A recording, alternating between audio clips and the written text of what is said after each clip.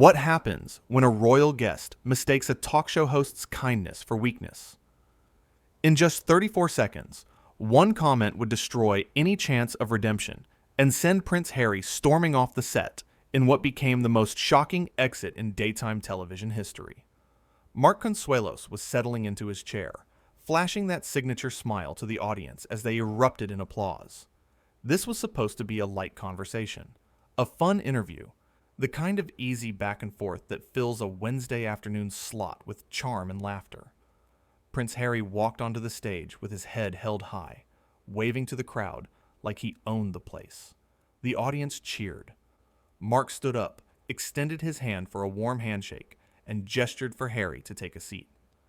"Welcome to the show," Mark said, his voice full of genuine warmth.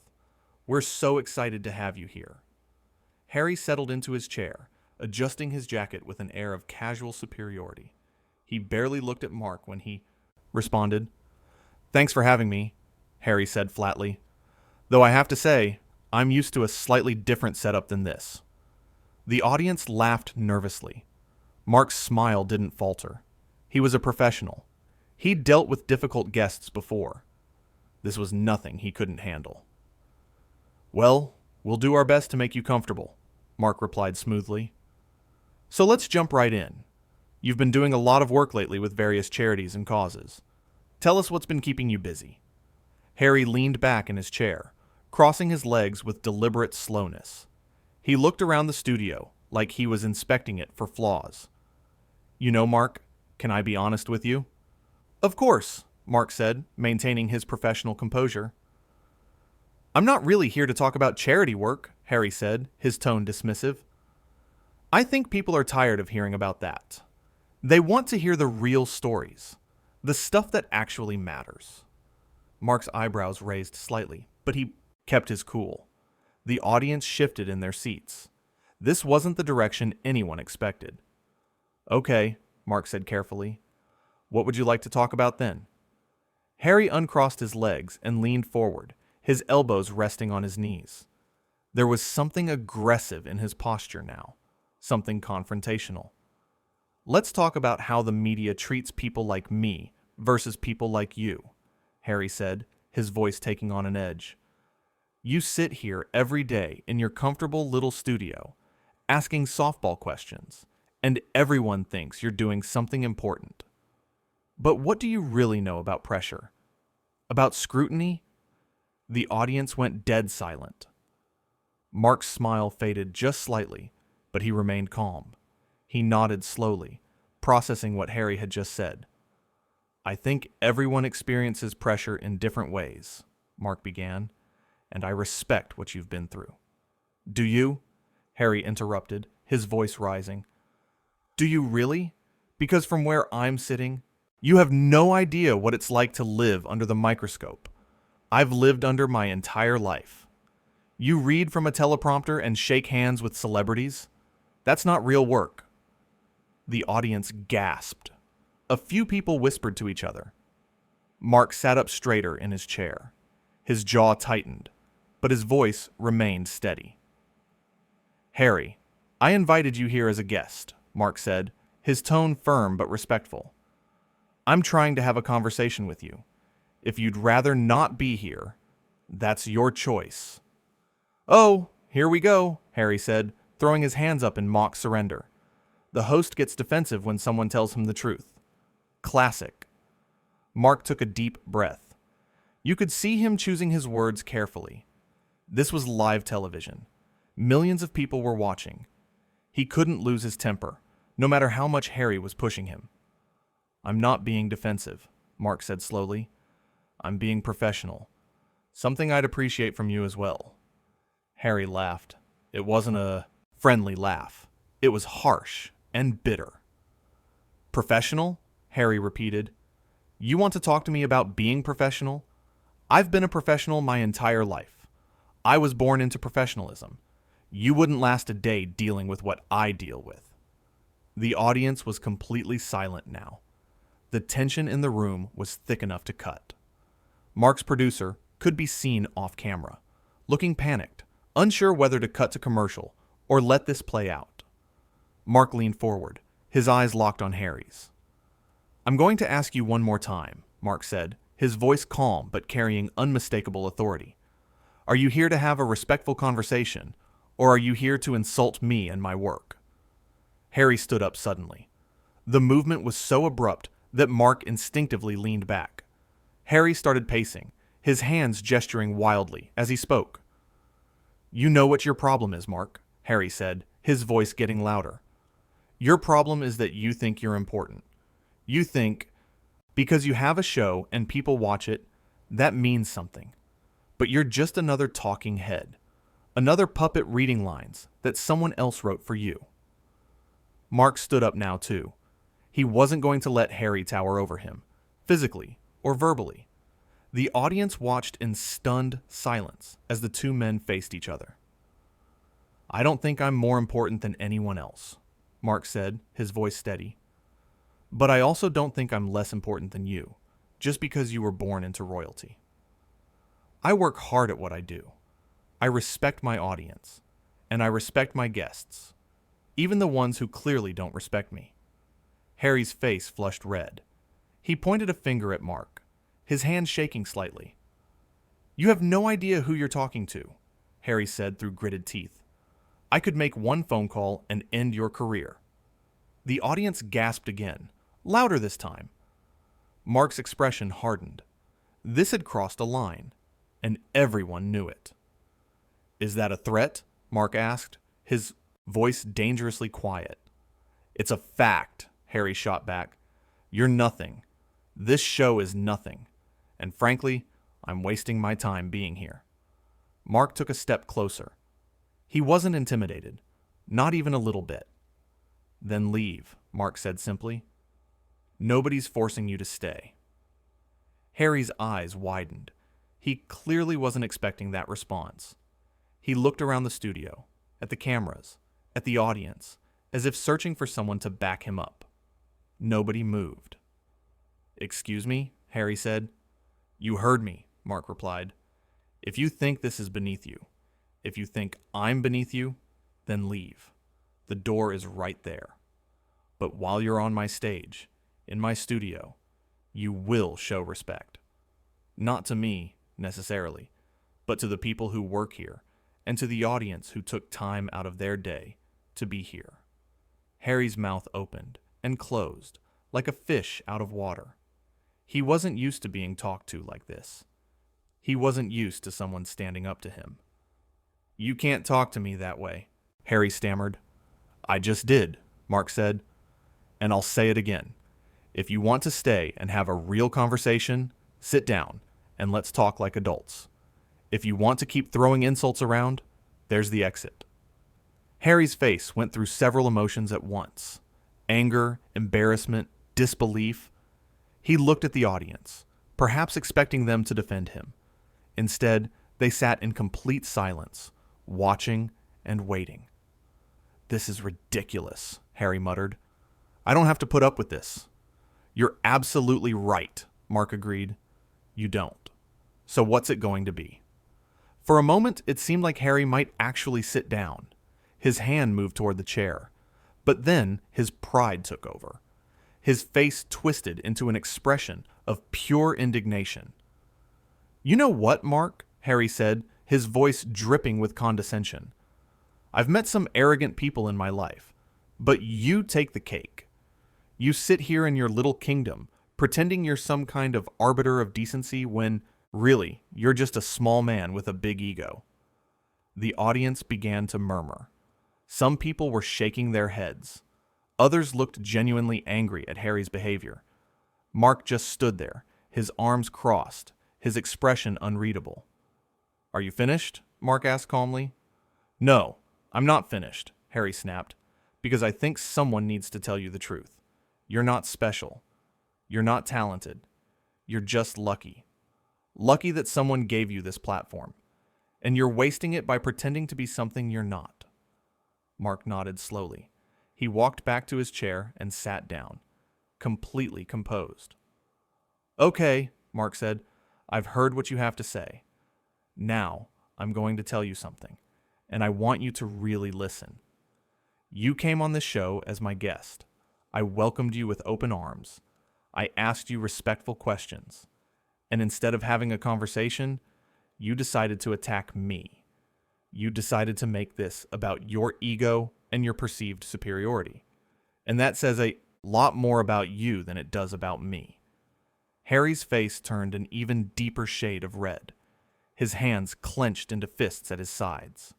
"How dare you?" Harry said, his voice shaking with rage. "How dare I what?" Mark challenged. "How dare I defend myself? How dare I not bow down to you? You might be used to people treating you like you're special just because of your last name, but not here. Here, you're just another guest, and you're not even being a good one." The audience started to applaud. It began with just a few people, but within seconds, the entire studio was clapping. They were applauding Mark, supporting him. Harry looked around in disbelief, his face a mask of shock and fury. "You're all idiots," Harry shouted at the audience. "Every single one of you." The applause stopped immediately. The mood in the room shifted from supportive to hostile. Mark stood up again, his expression now showing genuine anger for the first time. "That's enough," Mark said firmly. "You don't get to insult my audience. These are good people who came here to enjoy a show. They don't deserve your disrespect." Harry laughed again, that same bitter, harsh sound. "Good people?" Harry mocked. "They're sheep. They'll clap for anything you tell them to clap for." Mark walked toward Harry, slowly and deliberately. When he spoke, his voice was low, but carried throughout the entire studio. "Get out," Mark said. "What?"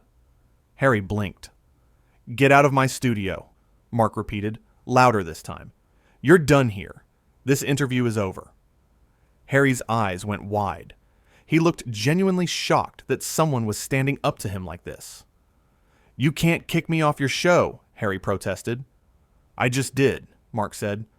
"Security will show you the way out if you need help finding it." For a long moment, Harry just stood there, frozen. He looked at Mark, then at the audience, then back at Mark. His mouth opened as if to say something, but no words came out. The reality of the situation was finally sinking in. He had pushed too far, said too much, and now he was facing the consequences. "This is outrageous," Harry finally managed to say. "Do you know who I am?" "I know exactly who you are," Mark said calmly. "You're someone who thinks their title gives them the right to treat people however they want. But that doesn't work here. So for the last time, please leave." Harry's face contorted with rage. He grabbed the microphone clipped to his lapel and ripped it off, throwing it onto the chair behind him. "You're going to regret this," Harry hissed. "I promise you that." "The only person who's going to regret anything is you," Mark replied evenly. "Because everyone watching this right now saw exactly who you really are. And no amount of spin or PR is going to change that." Harry opened his mouth to respond, but nothing came out. He was cornered, humiliated, and he knew it. With one final glare at Mark, he turned on his heel and stormed toward the exit. His footsteps echoed in the silent studio. Every eye followed him as he walked past the audience, past the cameras, past the crew members who stepped aside to let him through. Just before he reached the door, Harry turned back one last time. "This show is garbage anyway," he shouted. "Nobody even watches it." Mark didn't take the bait. He simply smiled and gave a small wave. "Thanks for stopping by," Mark said. "Don't let the door hit you on the way out." Harry's face turned purple with rage.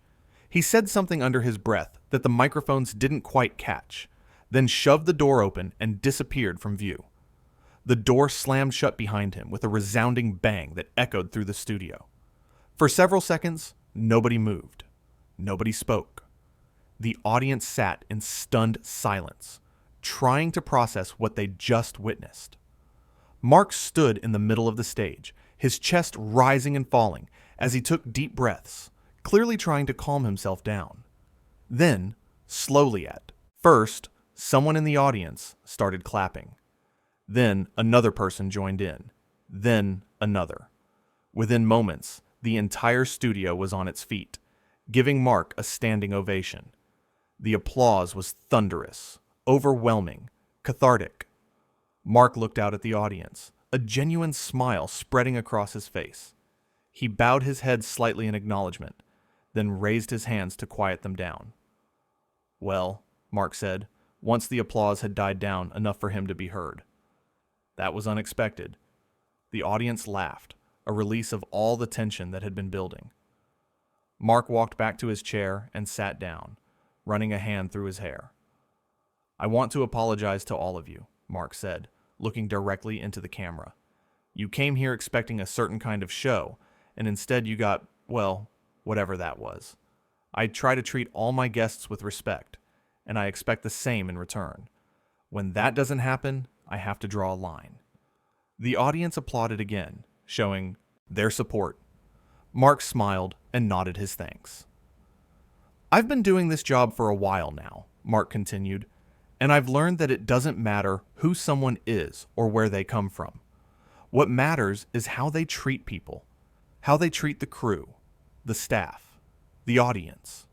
And when someone comes onto this stage and shows disrespect to all of those people, I can't just sit there and let it happen." More applause. Mark waited for it to die down before continuing.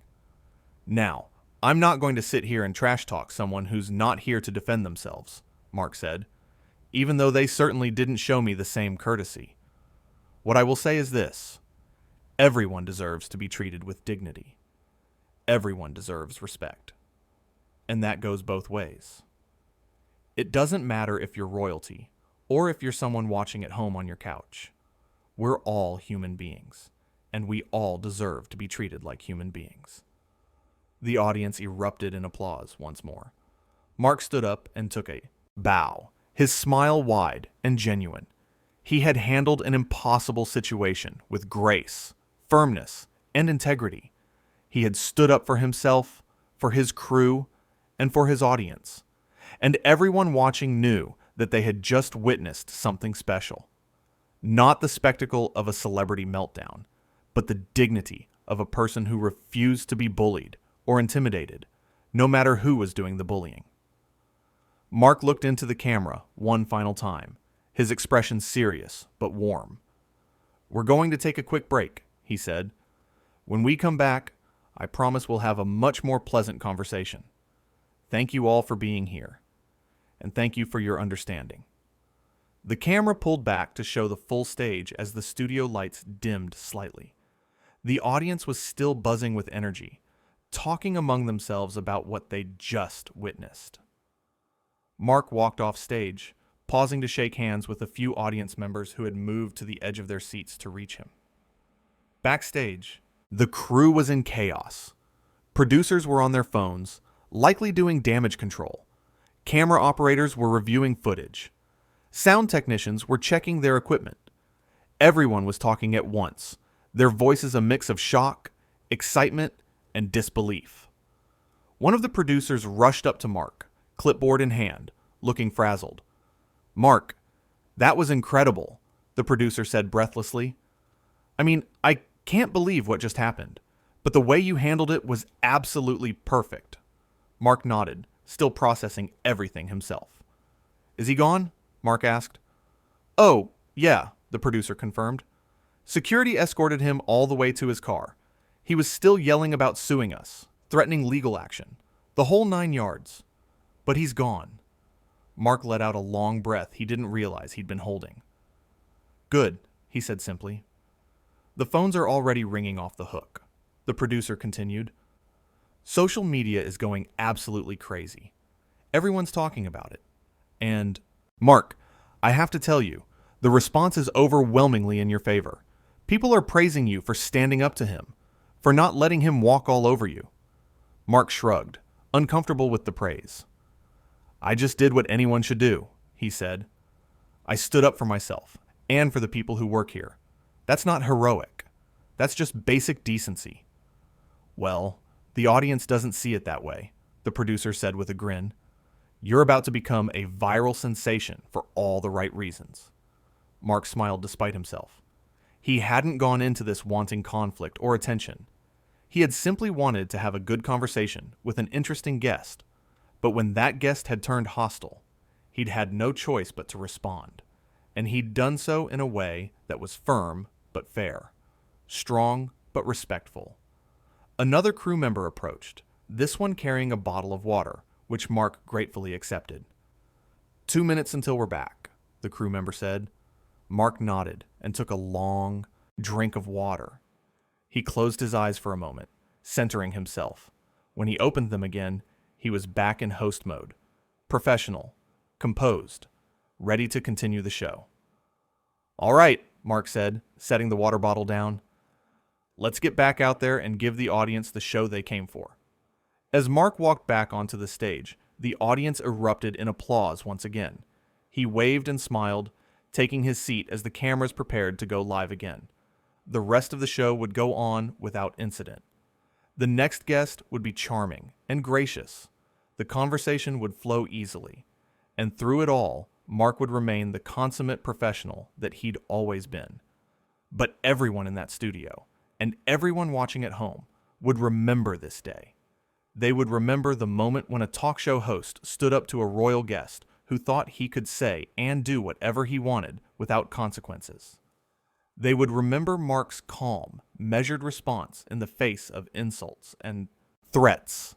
And they would remember the lesson that was taught that day, that respect is earned, not given, and that no title or position puts someone above basic human decency.